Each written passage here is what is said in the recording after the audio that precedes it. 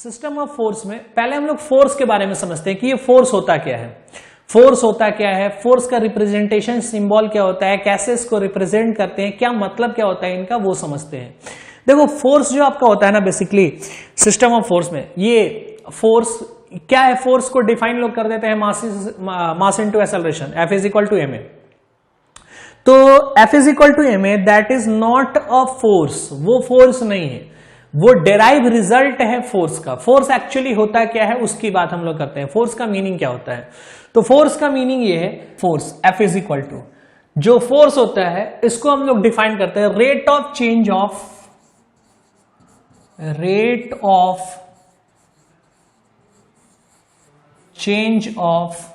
Momentum, rate of change of momentum, इसको बोलते हैं हम लोग force, rate of change of momentum. ये होता है एक्चुअल डेफिनेशन फोर्स का, rate of change of momentum. Meaning क्या हुआ इसका, अब वो समझते हैं। क्या मतलब क्या हुआ सर, ये जो लाइन लिख दिया आपने, इसका मीनिंग क्या होता है। देखो मोमेंटम जो होता है, मोमेंटम किसी भी बॉडी का मोमेंटम आप निकालते हो तो मोमेंटम का मतलब होता है बॉडी का मास इनटू वेलोसिटी, कि कोई भी बॉडी है उसमें कितनी मास है उसकी और किस वेलोसिटी से वो मूव कर रहा है, वो होता है मोमेंटम। मास इनटू वेलोसिटी, वो क्या होता है, मोमेंटम। तो मोमेंटम आप बेसिकली समझ रहे हो कि मास इनटू वेलोसिटी होता है। अब उसका रेट ऑफ चेंज है कि मोमेंटम किस रेट से चेंज हो रहा है, उसको बोलते हैं फोर्स। ये रेट ऑफ चेंज का मतलब क्या, वो जरा बात करते हैं। देखो कहीं भी अगर पूरे फिजिक्स में पूरे आपके टेक्निकल सब्जेक्ट्स में ये वर्ड अगर कहीं लग गया रेट, ये अगर वर्ड लग गया रेट, तो इस रेट का मतलब होता है that quantity is defined with respect to time, कि वो क्वांटिटी टाइम के रेस्पेक्ट में डिफाइंड हो रहा है। विथ रेस्पेक्ट टू टाइम से डिवाइड कर दो आप, कोई भी क्वांटिटी हो, अगर पहले रेट लग गया तो आप रेट लगने का मतलब क्या होता है कि उसको टाइम के रेस्पेक्ट में डिवाइड करते हैं, टाइम के रेस्पेक्ट में उसको डिफाइन किया गया है। ठीक है, तो यहां पे मोमेंटम, ये जो मोमेंटम है इसके चेंज में रेट लगा है, rate of change of momentum, कि किस रेट से मोमेंटम चेंज हो रहा है, यानी momentum, change of momentum with respect to time, ये मतलब हो गया। तो इसको हम लोग और लिख सकते हैं ऐसा, change of momentum, change of momentum divided by time, change of momentum divided by time, ये आपका हो गया फोर्स। ठीक है, जैसे और भी बहुत सारे वर्ड्स हैं रेट से, आपने पढ़ा होगा rate of flow of charge, rate of flow of charge क्या होता है, current. Rate of flow of charge, charge by time T, Q by T कर दें वो क्या आ जाएगा, आई, यानी I is equal to Q by T, rate of Q is equal to I T, ये फॉर्मूला आपका बन जाएगा। तो रेट जो होता है, वो रेट लगाने का मतलब क्या होता है, विथ रेस्पेक्ट टू टाइम। किसी भी क्वांटिटी में अगर कहीं पे रेट लग गया तो उसका मतलब होता है क्या, विथ रेस्पेक्ट टू टाइम, की टाइम के रेस्पेक्ट में उसको क्या कर दिया हमने, डिफाइन कर दिया, विथ रेस्पेक्ट टू टाइम।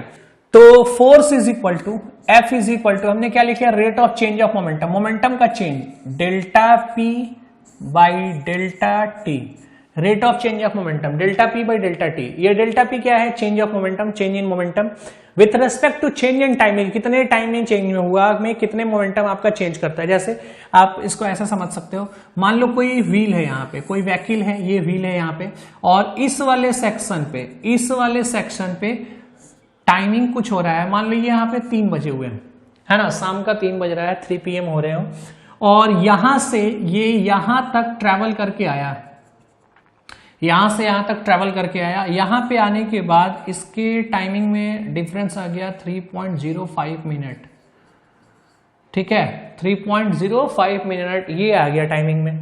मास इस बॉडी का मान लीजिए कुछ मैंने मास 10 kg का होगा, 10 kg ये मास मान लिया, और ये जिस स्पीड से यहां तक आया, इस स्पीड को मैं लिख लेता हूं 2 मीटर पर सेकेंड, ये लिख लिया मैंने स्पीड को 2। तो यहां पे मोमेंटम, यहां से यहां तक आने में मोमेंटम में कितना चेंजिंग आएगा, वो उसकी बात करते हैं, मोमेंटम में कितना चेंजिंग आया। तो यहां पे इसकी स्पीड कितनी है, मोमेंटम कितना है, मास इंटू वेलोसिटी। तो मास इंटू वेलोसिटी, यहां इस वाले सेक्शन पे मास इंटू वेलोसिटी कितना आया, 10 इंटू 2, ये आपका आ गया मोमेंटम। तो ये 10 इंटू 2 का मतलब कितना, 20, और इस वाले पोजीशन पर यहां पे आने के बाद मास में तो कोई चेंजिंग नहीं आएगी, बॉडी तो वही है तो मास तो वही होगा, मास में तो कोई चेंजिंग नहीं आएगा, तो मास वही है। अब वेलोसिटी में चेंजिंग, मान लीजिए यहां पे आकर के वेलोसिटी आपका हो गया 3 मीटर पर सेकेंड, ये आपका वेलोसिटी हो गया 3 मीटर पर सेकेंड। तो 3 मीटर पर सेकेंड है तो इस वाले सेक्शन पे मोमेंटम कितना आ गया, मास तो वही होगा 10 मल्टीप्लाइड बाई 3, ये आ गया। यानी मोमेंटम कितना हो गया यहाँ पे 30, यहाँ पे कितना 30, यहां से यहां तक मोमेंटम में चेंज कितना आया, तो final momentum minus initial momentum, change कितने का आया 10 का। इनके बीच में चेंजिंग लगा दिया कि यहां से यहां तक ये कितना चेंज हुआ इसमें, final momentum minus initial momentum, तो डेल्टा पी जो आपके चेंज आ गए वो कितने आ गए 10 आ गए। कितने टाइमिंग में चेंज आया, ये जो 10 आया चेंजिंग वो कितने टाइमिंग में आया, 10 कितने टाइमिंग में आया, तो यहां पे 3 बज रहे थे और यहां पहुंचा 3.05 मिनट, 3.05 मिनट में। यानी जब आप इससे इसको माइनस कर दोगे तो डेल्टा टी वो टाइम पता चल जाएगा कि कितना टाइम आपका आया। तो ये जो आपका क्वांटिटी आया, rate of change of momentum with respect to time, इसी को बोलते हैं फोर्स। इसको क्या बोलते हैं, फोर्स। कैसे अब इसको हमने फोर्स बल लिया, आइए जरा इसको डिराइव करके देखते हैं कि इसका मीनिंग फोर्स कैसे हो गया। तो यहां पे F इज इक्वल टू हमने लिख दिया delta P by delta T, delta P by delta T, ये आपने delta P by delta T. Force, ये चेंज इन मोमेंटम को कैसे लिख दो, मास इनटू वेलोसिटी, ये कौन सा फाइनल वाला momentum, minus mass into velocity initial वाला momentum, divided by time T with respect to time T. ठीक है, मास को कॉमन कर लें, मास यहां से दोनों में मास क्या हो जाएगा कॉमन, मास को कॉमन कर लिया तो यहां पे आपके आ जाएंगे final velocity minus initial velocity, final velocity minus initial velocity. अब ये जो आपका टर्म है final velocity minus initial velocity, इस टर्म को final velocity minus initial velocity, इसको हम लोग क्या लिख सकते हैं, चेंज इन वेलोसिटी। ये कौन सा वेलोसिटी हो गया, चेंज इन वेलोसिटी। ठीक है, और divided by with respect to time, divided by with respect to time, ये आपका बन गया with respect to time. Next further आप इसको अगर आगे की तरफ प्रोसीड करोगे तो मास आपका एज इट इज रह गया, मास आपका रह गया एज इट इज, वैल्यू आ गया delta b, change in velocity with respect to time, change in time. अब अगर ये वाला टर्म जब आप देखेंगे कि change in velocity with respect to time, इसको क्या बोलेंगे, तो वेलोसिटी अपॉन टाइम, ये क्या होता है, एक्सेलरेशन। पढ़ा होगा आपने एक्सेलरेशन, एक्सेलरेशन क्या होता है, हिंदी में उसको त्वरण कहते हैं। तो एक्सेलरेशन क्या होता है, rate of change of velocity. फिर से अगेन देखना, इसके डेफिनेशन में rate of change of velocity लगा है, रेट लगा है किसके पहले, वेलोसिटी के पहले, तो रेट का मतलब टाइम से डिवाइड कर दें। जिस भी डेफिनेशन में पहले अगर रेट लगा हो और बाद में कोई भी क्वांटिटी आ रही हो तो उस क्वांटिटी को टाइम से डिवाइड कर दीजिए, वो डेफिनेशन जिसका है उसका रिजल्ट आ जाएगा। क्लियर है, जिस भी डेफिनेशन में क्या लगा हो, रेट लगा हो, और रेट लगाने के बाद जो क्वांटिटी आई हो उस क्वांटिटी में टाइम से डिवाइड कर देंगे तो उसके जो जिसके लिए वो डेफिनेशन लिखा गया उसका बेसिक रिजल्ट आ जाएगा। तो एक्सेलरेशन को हम लोग कैसे डिफाइन करते हैं, rate of change of velocity, velocity में कितना चेंज आया, final velocity minus initial velocity upon time, ये क्या होता है, एक्सेलरेशन होता है। तो ये वाली जो टर्म है आपकी, ये वाली टर्म क्या हो जाएगी, एक्सेलरेशन, इसको हम लोग क्या बोलेंगे, एक्सेलरेशन। तो बेसिकली फाइनली ये वैल्यू क्या आ जाएगा, मास इनटू एक्सेलरेशन, तो ये आपका आ गया force, that is known as force, इसको बोलते हैं फोर्स। तो बहुत सारे बच्चों से अगर पूछा जाता है कि फोर्स क्या होता है, फोर्स का डेफिनेशन क्या होता है, वो पहले सीधा यही बोलते हैं कि force is equal to mass into acceleration. But नहीं, this is not a definition of force, it is a derive result of the definition of force. Force के डेराइव रिजल्ट का ये वैल्यू है F is equal to ma, इस derivation से आपने ये result लाया, but it is not a definition of force. Force को डिफाइन कैसे करेंगे, तो फोर्स को डिफाइन करने के लिए सिंपल सा एक तरीका है, क्या, rate of change of momentum, उसको बोलते हैं force. Rate of change of momentum, momentum का चेंज किस रेट से किस टाइमिंग में हो रहा है, कितना टाइमिंग में कितना मोमेंटम में चेंजिंग आया, उसको क्या बोलते हैं, फोर्स। तो ये तो आपने ये समझा कि फोर्स क्या होती है। अब हम लोग बात करने जाएंगे कि इस फोर्स का रिप्रेजेंटेशन सिंबल कैसे लिखते हैं। इसको अगर ऑन द पेपर मुझे दिखाना हो, जैसे मान लो कि किसी एक पॉइंट पर मुझे फोर्स दिखाना हो कि यहां पर फोर्स लगा हुआ है, तो उस फोर्स को हम लोग कैसे डिफाइन करेंगे, ठीक है, और कैसे उसको रिप्रेजेंट करेंगे वहां पे। डिफाइन तो rate of change of momentum से कर लिया, लेकिन उसको रिप्रेजेंट कैसे करोगे, आप दिखाओगे कैसे कॉपी के ऊपर, वो जरा समझते हैं, उसको दिखाएंगे कैसे, ठीक है। तो नेक्स्ट हम लोग ये देखते हैं, जैसे मान लीजिए कि आपका कोई एक बॉडी है, ठीक है, ये एक बॉडी है। अब इस बॉडी पर मुझे फोर्स अप्लाई करना है, तो मैंने यहां पर फोर्स एक अप्लाई कर दिया, इधर से फोर्स अप्लाई कर दिया, ये F फोर्स लगा दिया, है ना। यहां से क्या कर दिया, F फोर्स लगा दिया, यानी इस बॉडी को मैं इधर से क्या कर रहा हूं, स्लाइड कर रहा हूं, है ना, इधर से फोर्स लगा करके इसको स्लाइड कर रहा हूं। तो ये आपने फोर्स लगा दिया। बेसिकली आपने किया क्या, ध्यान से देखें, अगर किया क्या, तो हमने कुछ नहीं, फोर्स की जगह पे एक एरो लगा दिया, एक तीर लगा दिया, एरो। ये एरो जो है हमारे पिक्चर में फोर्स रिप्रेजेंटेशन का काम करता है। तो फाइनली आप ये कह सकते हैं कि force is represented by an arrow. Force को कैसे रिप्रेजेंट करते हैं, एरो से रिप्रेजेंट करते हैं। तो ये जो एरो है, इसमें दो तीन चीजें होती हैं, खास पॉइंट इसकी दो तीन चीजें होती हैं, फटाफट देखते हैं क्या इनकी दो तीन चीजें होती हैं। पहला पॉइंट, फर्स्ट पॉइंट तो ये है कि ये एरो आपने यहां पे लगाया है, आप ध्यान दीजिएगा, आपने एरो इस वाले पॉइंट पे लगाया है, ठीक है, इस वाले पॉइंट पे लगाया है। So this point is known as application of force, point of application of force. इस पॉइंट को क्या बोलते हैं, point of application of force. Okay, so ये जो आपका पॉइंट है, इसको हम लोग क्या बोलेंगे, point of application of force, point of application of force. यहां पे मैं फिर से एक एरो दिखा देता हूं। इस एरो में जो ये वाला साइन है, ठीक है, ये जो आपने साइन यहां पे दिया है, इसको क्या बोलते हो आप, हेड, इसको बोलते हैं आप हेड। और ये जो है पोजीशन, इसको हम लोग बोलते हैं टेल, इसको क्या बोलते हैं, टेल। तो ये आपका हो गया हेड और ये क्या हो गया, टेल। तो एरो में दो तीन पॉइंट्स निकल करके आए। पहला point of application of force किसको बोलते हैं, ये काफी इंपॉर्टेंट है, क्योंकि अभी जैसे ही सिस्टम ऑफ फोर्स में आप डिफरेंट टाइप्स ऑफ फोर्स देखोगे, उन डिफरेंट टाइप्स ऑफ फोर्सेस का जो चेंजेज होगा वो इन्हीं के बेस पर होगा। मान लीजिए आपसे क्वेश्चन में बोल दिया गया कि एक ही पॉइंट पर 4 फोर्स लगे हों, और क्वेश्चन पूछ दे कि ऐसे सिस्टम ऑफ फोर्स का क्या नाम दिया जाए, एक ही पॉइंट पर 4 फोर्स लगे हों। इसका मीनिंग क्या है कि सारे फोर्स का पॉइंट ऑफ एप्लीकेशन क्या है, सेम है, सारे के सारे एक ही पॉइंट पे लगे हुए हैं, है ना। तो ऐसे सिस्टम ऑफ फोर्सेस का नाम क्या होता है। तो काफी इंपॉर्टेंट चीजें अभी हम लोग डिस्कस करेंगे उस सिस्टम ऑफ फोर्स पर। पहले फोर्स क्लियर हो जाए, फिर हम लोग सिस्टम ऑफ फोर्स पे बात करेंगे। तो फोर्सेस में पहला क्या आया आपका, point of application of force. दूसरा क्या आया कि इस एरो में एक हेड होता है और एक टेल होता है।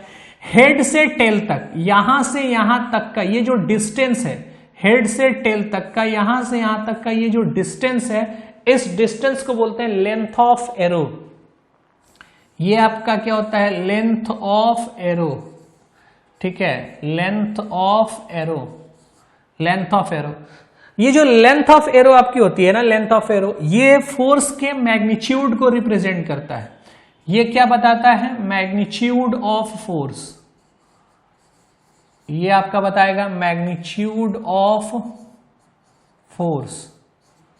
और ये जो हेड है, हेड, ये हमें बताता है डायरेक्शन ऑफ फोर्स, ये हमें क्या बताएगा, डायरेक्शन ऑफ फोर्स,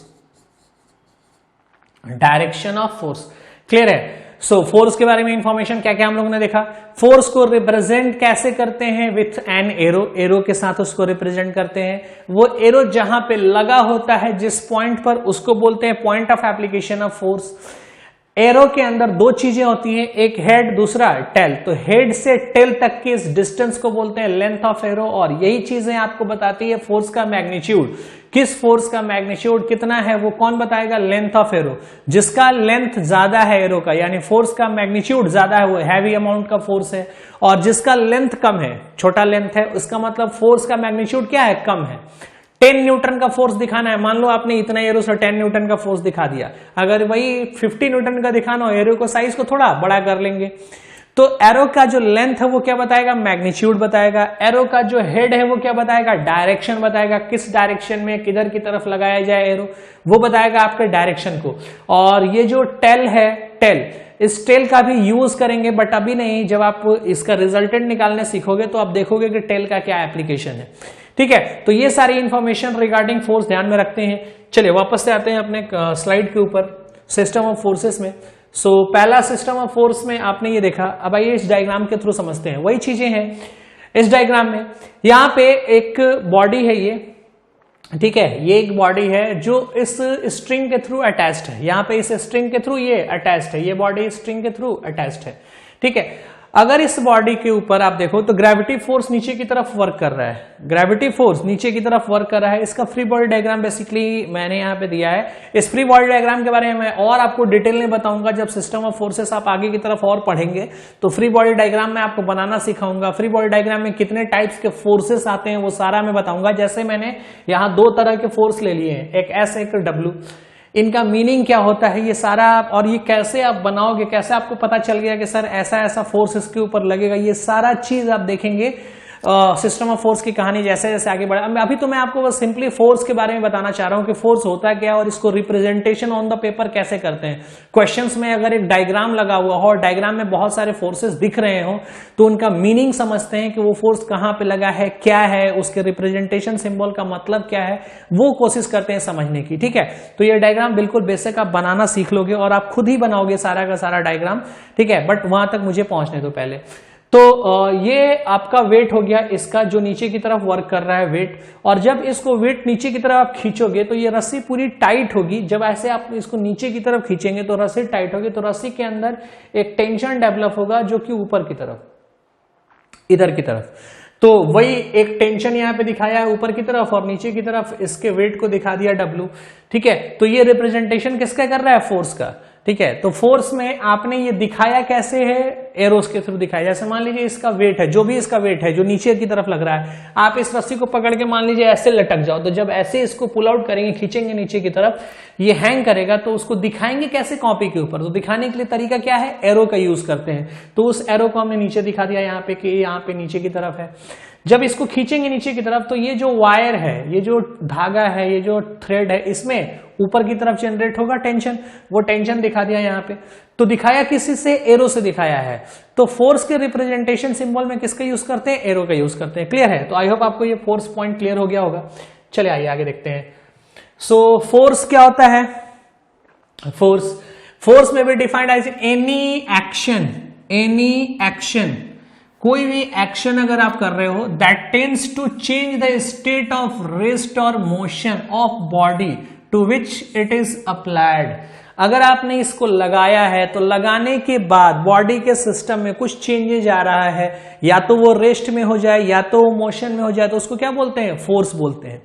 उसको क्या बोलते हैं, फोर्स बोलते हैं। आप एक लाइन यहां पे और भी मेंशन कर सकते हो चाहो तो। ठीक है, फोर्स को शॉर्ट में बोलचाल की भाषा में क्या कहते हैं, फोर्स को हम लोग बोलचाल की भाषा में कहते हैं push and pull.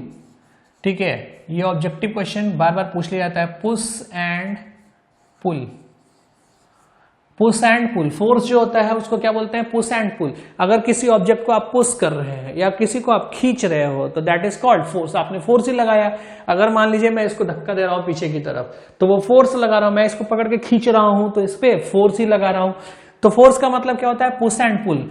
Short cut में आप ऐसे डिफाइन कर सकते हैं इसको कि push and pull is known as force. Okay, force का मैथमेटिकल डेफिनेशन क्या होगा, ये तो थ्योरेटिकल डेफिनेशन हो गई। फोर्स का मैथमेटिकल डेफिनेशन क्या होगा, मैथमेटिकल डेफिनेशन इसका होगा rate of change of momentum is known as force. Rate of change of momentum is known as force, यानी उसको लिख लिया dp/dt। ठीक है, rate of change of momentum, इसको क्या बोलते हैं, फोर्स बोलते हैं। तो ये तो फोर्स का बेसिक डेफिनेशन हो गया, क्लियर है। अब इसको रिप्रेजेंटेशन कैसे करते हैं, तो एरो के थ्रू करते हैं। तो नेक्स्ट पॉइंट जरा देखते हैं, इसको डिफाइन कैसे करते हैं, एरो के थ्रू करते हैं। The three quantity required to completely define a force called specification और characteristics. So the characteristics of force are, ये फोर्स के कैरेक्टरिस्टिक्स हो गए क्या क्या, मैग्नीट्यूड, पॉइंट ऑफ एप्लीकेशन और डायरेक्शन ऑफ एप्लीकेशन। ध्यान दीजिएगा यहाँ पे, काफी इंपॉर्टेंट पॉइंट है ये। अभी मैंने आपको थोड़ी देर पहले ये चीज बताया कि फोर्स को रिप्रेजेंट करने में हमें मैग्नीट्यूड की रिक्वायरमेंट होती है। ये मैग्नीट्यूड कौन बताएगा? Length of arrow. ये मैग्नीट्यूड कौन बताएगा? Length of arrow. जो एरो की लेंथ होगी वो हमें क्या बताएगी? Magnitude. Point of application of force किसको बोलते हैं? Point of application of force, जिस पॉइंट पर फोर्स लगा हो, है ना, जिस पॉइंट पर, जैसे मान लीजिए कि ये कोई हमने पॉइंट दिखा दिया, यहाँ पे थोड़ा बड़ा कर देता हूं मैं, ये कोई मैंने पॉइंट दिखा दिया और इस पॉइंट पर फोर्स का एप्लीकेशन कर दिया, इस पॉइंट पर फोर्स का एप्लीकेशन कर दिया, ये है point of application of force, कि इस पॉइंट पर फोर्स का एप्लीकेशन कर दिया। And the third term is direction of application of force. ये डायरेक्शन कौन बताएगा? तो ये डायरेक्शन आपको बताएगा कौन सा? हेड या टेल? बताना कौन सा, हेड या टेल? हेड या टेल? डायरेक्शन कौन बताएगा? हेड। जो एरो का हेड है वो क्या बताएगा? डायरेक्शन। ठीक है, तो ये बेसिकली तीन चीजों से कंप्लीटली आपका फोर्स डिफाइंड होता है। फोर्स के अंदर क्या क्या होती है? मैग्नीट्यूड होती है, फोर्स का एप्लीकेशन पॉइंट एक होता है कि कहीं पे आपने उसको लगाया है, वो एप्लीकेशन पॉइंट आपको चेंज भी करना पड़ेगा अपने रिक्वायरमेंट के हिसाब से, अपनी जरूरत के हिसाब से। मान लीजिए कुछ आप मशीन डिजाइन कर रहे हो कुछ भी, और आपको फोर्स यहां चाहिए होता है, लेकिन जो मशीन का इक्विपमेंट्स पार्ट है वो फोर्स कहीं दूसरी जगह लगा रहा है, तो आपको कुछ ऐसा करना होगा कि उसमें उसका डायरेक्शन क्या हो जाए? चेंज हो जाए। तो वो डायरेक्शन चेंज कैसे शिफ्ट करते हैं वो भी हम लोग सीखेंगे कि एक पॉइंट से दूसरे पॉइंट पर फोर्स को शिफ्ट कैसे करते हैं, और शिफ्टिंग के टाइम पर क्या क्या दिक्कतें आती हैं, क्या क्या और क्वांटिटी जनरेट हो जाती है, वो सारा कुछ हम लोग समझेंगे। ठीक है, तो ये हमारा क्या हो गया? Direction of force. तो इन तीन चीजों से मिलकर के कंप्लीटली आपका जो फोर्स है वो डिफाइंड होता है। ओके, सो नेक्स्ट, जैसे मान लीजिए कि यहां पर एक बॉडी है, आप इस पिक्चर के थ्रू देखना, जैसे मान लो कि आपका एक बॉडी है, ठीक है, ये एक बॉडी है। सो ये जो ए पॉइंट है, इस ए पॉइंट पर जो है एक हमने फोर्स लगाया। ये फोर्स कितने का है? 1 किलोन्यूटन का। ये फोर्स लगाया, ये फोर्स का एरो है, इस एरो के थ्रू आपने इस फोर्स को दिखाया है। बेसिकली 1 किलोन्यूटन का ये क्या है? फोर्स है। ठीक है, 1 किलोन्यूटन का फोर्स है। कहां पे फोर्स ये लगा है? इस वाले पॉइंट पे। ओके, इस वाले पॉइंट पे। और कितने एंगल पर लगा है? 30 डिग्री एंगल पे, 30 डिग्री एंगल पर हमने इस फोर्स को एप्लीकेशन कर दिया। ये जो बॉडी है, इस बॉडी के अंदर, ठीक है, आप कहीं भी अप्लाई कर सकते हो। मैंने बस एक जस्ट इमेजिनेशन दे दिया है आपको, ताकि आपको समझ में आए कि फोर्स कहीं भी किसी भी डायरेक्शन में लग सकता है। थीटा का वैल्यू 0 कर देंगे, ये फोर्स आ जाएगा यहाँ पे। थीटा का वैल्यू अगर 90 कर देंगे, फोर्स आ जाएगा यहाँ पे। थीटा का वैल्यू 180 कर देंगे, फोर्स इधर की तरफ आ जाएगा। तो वो वैल्यू चेंज होता रहता है, कहीं भी आप ले सकते हैं। ठीक है, रिप्रेजेंटेशन कैसा किया है? एरो के थ्रू किया है। एरोस जो होता है वो रिप्रेजेंटेशन सिंबल होता है फोर्सेस का। Okay, so line of action of force, यहां पे एक चीज समझते हैं, line of action of force. ये क्या होता है line of action of force? जब किसी पॉइंट पर कोई फोर्स लगा हुआ है और इस पॉइंट पर इस फोर्स को आप किसी से रिप्रेजेंट करते हैं? एरो से रिप्रेजेंट करते हैं। यानी यहां से यहां तक ये जो आपका एरो है, यहां से यहां तक ये जो आपका एरो है, इस एरो से हमने रिप्रेजेंट किया है फोर्स को। ठीक है, अगर इस एरो को ही डॉटेडली और आगे पीछे की तरफ आप बढ़ा दो, ठीक है, तो ये एरो आपका एक लाइन बन करके जाएगा। इसी को बोलते हैं लाइन ऑफ एक्शन। इसको क्या बोलते हैं? Line of action of force. Clear है? Line of action of force क्या होती है? किसी भी एक बॉडी पर, कोई भी मान लो कि ये आर्बिट्ररी एक बॉडी है, ठीक है, कोई भी ये आर्बिट्ररी बॉडी है और इस बॉडी पर आपने फोर्स लगा दिया, तो इस फोर्स का ये जो पॉइंट है, इससे हमने लाइन खींच दिया आगे की तरफ डॉटेड। ठीक है, डॉटेड या आप पूरा कंप्लीट लाइन भी खींच सकते हैं। डॉटेड लाइन का मतलब होता है इमेजिनरी लाइन। ठीक है, जहां भी ग्राफिकली आपने इंजीनियरिंग ड्राइंग पढ़ी होगी, सिविल और मैकेनिकल दोनों लोगों को फर्स्ट सेमेस्टर में पहले इंजीनियरिंग ड्राइंग पढ़ाया जाता है। तो इंजीनियरिंग ड्राइंग में आपने सीखा होगा कि कोई भी अगर इमेजिनरी चीज है जो दिखाई नहीं दे रहा हो, उसको अगर ऑन द पेपर रिप्रेजेंट करना हो तो कैसे करते हैं? डॉट के थ्रू करते हैं। तो डॉटेड आपने दिखा दिया, वो एक इमेजिनरी सेक्शन हो गया, यानी ये इसका लाइन ऑफ एक्शन है। लाइन ऑफ एक्शन कहने का मतलब कि ये जो फोर्स है वो इस पॉइंट के इसी लाइन के अंदर वो लग रहा है, यानी उसका जो एरो है उस रिप्रेजेंटेशन एरो को हमने एक लाइन में कन्वर्ट कर दिया। क्लियर है? और इसका क्या यूज होता है ये हम लोग शिफ्टिंग ऑफ फोर्स में देखेंगे। जब फोर्स को एक पॉइंट से दूसरी पॉइंट तक आप शिफ्ट करोगे तो वहां जाकर के आप देखोगे कि ये कैसे शिफ्ट करता है एक पॉइंट से दूसरे पॉइंट की तरफ। तो यहां पे क्या कर गया कि हमारा एरो से ये बन गया लाइन ऑफ एक्शन। इसको हम लोग क्या बोलते हैं? Line of action. क्लियर है? तो I hope line of action के बारे में आप समझ गए होंगे। लाइन ऑफ एक्शन क्या होता है? The direction of force is the direction along straight line. जो फोर्स का डायरेक्शन है उसके डायरेक्शन को स्ट्रेट लाइन के अंदर अलोंग कर दें, अगर ये straight line through a point of application, जिस पॉइंट पर वो लगा हुआ है। किस पॉइंट पर यहाँ पे लगा हुआ था? ए पॉइंट पर लगा हुआ था। तो ए पॉइंट पर हमने क्या कर दिया? उसको एक स्ट्रेट लाइन से कन्वर्ट कर दिया। तो स्ट्रेट लाइन में जब कन्वर्ट कर देंगे आप उसको, तो वो क्या दे देगा? फोर्स दे देगा। And tends to move the body in the applied direction, और उसी डायरेक्शन में बॉडी की मूवमेंट भी होगी टेंडेंसी की। तो वो जो लाइन आपका बना, उस लाइन को बोलते हैं line of action of force. उसको क्या बोलते हैं? Line of action of force. Representation of force, force का रिप्रेजेंटेशन कैसे करते हैं? एरो से करते हैं। ठीक है, ग्राफिकली फोर्स को रिप्रेजेंटेशन किससे से करते हैं? एरो से करते हैं। ठीक है, एरो, विथ एन एरो, आप एरो से रिप्रेजेंट करते हो फोर्स को। क्लियर है? ट्रांसमिसिबिलिटी लॉ, ये होता क्या है? ट्रांसमिशन, हालांकि ये आगे आएगा आपके नोट्स में, आप आगे आएगा, लेकिन थोड़ा सा वो समझ लेते हैं ट्रांसमिसिबिलिटी लॉ का मतलब क्या होता है। देखो, ट्रांसमिसिबिलिटी लॉ जो होती है ना, वो बेसिकली क्या होता है कि अगर कोई बॉडी है ये, ठीक है, और इस बॉडी में आपने फोर्स यहां पे अप्लाई कर दिया, यहां पे आपने फोर्स क्या कर दिया? अप्लाई कर दिया। फोर्स का एप्लीकेशन पॉइंट है ये, इस पॉइंट पे आपने फोर्स अप्लाई कर दिया।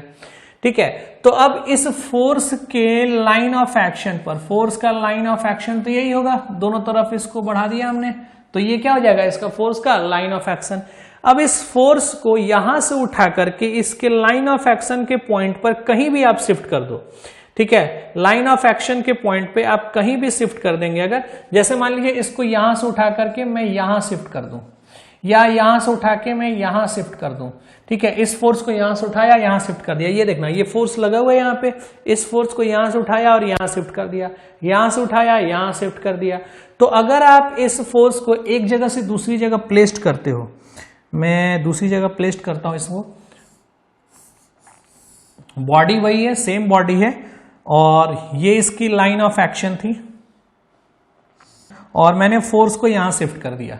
ये देखना, फोर्स वहां से उठाया और इस पॉइंट पर शिफ्ट कर दिया। पहले ये इस वाले पॉइंट पे था, यहां था 1 नंबर पॉइंट, अभी कहां आ गया? ये 2 नंबर पॉइंट। पहले ये 1 पे था, ये 2 पे शिफ्ट कर दिया। इसको मैं 2 नंबर पॉइंट कह रहा हूं, इसको 3 पॉइंट कह रहा हूं। तो फोर्स पहले कहां था? 1 पे था, उसको कहां शिफ्ट कर दिया? 2 पे शिफ्ट कर दिया। तो इसी को बोलते हैं ट्रांसमिसिबिलिटी लॉ। क्या है ट्रांसमिसिबिलिटी लॉ? जब किसी एक फोर्स को उसके लाइन ऑफ एक्शन के किसी भी पॉइंट पर एक जगह से दूसरी जगह उठा करके आप रखोगे, तो उसमें कोई भी चेंजेस नहीं आता, किसी भी तरह की कोई चेंज नहीं आती, कुछ भी, कोई भी फर्क नहीं पड़ता है बॉडी के अंदर, सिस्टम में कोई चेंज नहीं आएगा। तो उसको बोलते हैं हम लोग क्या? Transmissibility law. आप प्रैक्टिकली इसका बहुत सारा एग्जांपल है, आप यूज भी करते हैं अपने डेली लाइफ में, डेली रूटीन में। जैसे मान लो एक गाड़ी खड़ी है, मान लीजिए एक 4 व्हीलर है, ठीक है, खराब है, 4 व्हीलर है, खराब हो गई है, आप उसको धक्का दे रहे हैं। तो जब आप धक्का दे रहे हो, फोर्स का डायरेक्शन आप चेंज कर रहे हो। मान लो आप पीछे से धक्का दे रहे हैं यहां से, या कोई साइड से आकर के उसको धक्का दे रहा है, तो आप पुश आउट, तो जो पुश कर रहे हो उसको धक्का दे रहे हो, धक्का तो आगे की तरफ ही दे रहे हो, लेकिन आपका पॉइंट क्या हो रहा है? चेंज। कभी आप पीछे से आकर के दे रहे हैं, कुछ लोग साइड से दे रहे हैं, लेकिन उन सब की वजह से डिस्प्लेसमेंट पूरी बॉडी का तो आगे की तरफ ही होगा। पॉइंट चेंज हो गया। जो पॉइंट हमने पीछे से दिया था यहां पे, वो पॉइंट अब कहां आ गया? साइड से दे रहे हैं हम। डायरेक्शन वही है, सेम डायरेक्शन, उसी डायरेक्शन में, तो डायरेक्शन वही है, लेकिन पॉइंट चेंज हो गया। पहले पीछे से दे रहे थे इस पॉइंट पर, अब साइड से दे रहे हैं। तो जो फोर्स आप लगा रहे हो, उसका पॉइंट जिस पर आपने लगाया, वो पॉइंट बदल गया, लेकिन नेचर वही रहा। नेचर में कोई चेंजिंग नहीं आई। नेचर बोले तो ऐसा है क्या कि पीछे से दे रहे थे तो आगे जा रहा था, और साइड से ऐसे धक्का देंगे तो वो पीछे आने लगेगा? नहीं, ऐसा नहीं होगा। तो नेचर में कोई चेंजिंग नहीं आएगा। इसी को बोलते हैं हम लोग transmissibility law. When a force is shifted along the line of action, then there is no any change in the system due to that force. उस फोर्स की वजह से पूरे सिस्टम में कोई भी चेंज नहीं आएगा, कुछ भी, नथिंग, कुछ भी चेंज नहीं आएगा। इसी को क्या बोलते हैं? Transmissibility law. ओके, देखो बहुत सारे टाइप्स के सिस्टम ऑफ फोर्सेस होते हैं, ठीक है, बहुत सारे टाइप के सिस्टम ऑफ फोर्स होते हैं, बट जो इंपॉर्टेंट है, जिसकी यूज हमें ज्यादातर करनी है, जो क्वेश्चंस बहुत सारा आता है, ठीक है, उनके ऊपर अगर मैं इनको क्लासिफाई करूं तो ये 5-6 तरीके के सिस्टम ऑफ फोर्स है। डिफरेंट डायरेक्शन, डिफरेंट पॉइंट और डिफरेंट मैग्नीट्यूड्स के होते हैं। इसको क्या बोलते हैं? System of force. अगर किसी बॉडी में, मान लीजिए ये कोई बॉडी है आपका, इस बॉडी में किसी डिफरेंट डायरेक्शन में, मान लो एक फोर्स यहां पे लगा हो, दूसरा यहां पे लगा हो, तीसरा यहां पे लगा हो, चौथा यहां पे लगा हो, तो इसको क्या बोलेंगे? System of force. Different point, different point का मतलब इस फोर्स का एप्लीकेशन यहां है, इस फोर्स का एप्लीकेशन यहां है, इसकी एप्लीकेशन यहां है, इसकी एप्लीकेशन यहां है, तो सबके पॉइंट ऑफ एप्लीकेशन क्या हो गए? डिफरेंट डिफरेंट हो गए। मे बी डिफरेंट मैग्नीट्यूड्स का हो सकता है, एरो का लेंथ कम हो या ज्यादा हो तो डिफरेंट डिफरेंट मैग्नीट्यूड्स का हो सकता है, तो इसी को क्या बोलते हैं? System of force.